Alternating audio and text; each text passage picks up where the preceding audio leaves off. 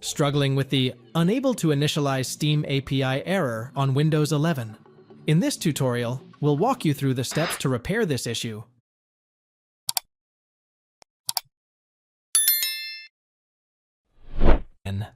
Open the search menu and type Windows Firewall. Select Windows Defender Firewall from the results.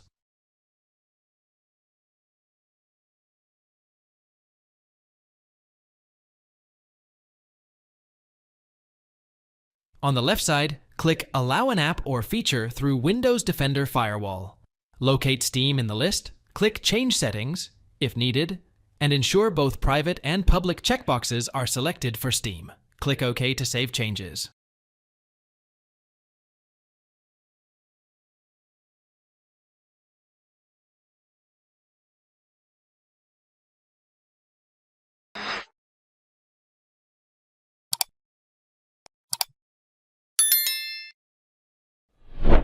Locate the Steam shortcut on your desktop or search for it in the Start menu.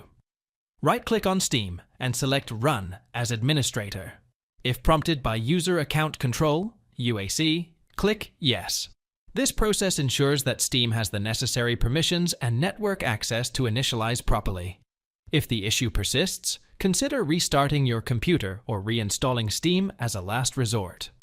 Thanks for watching. If it helps, make sure to hit like and subscribe.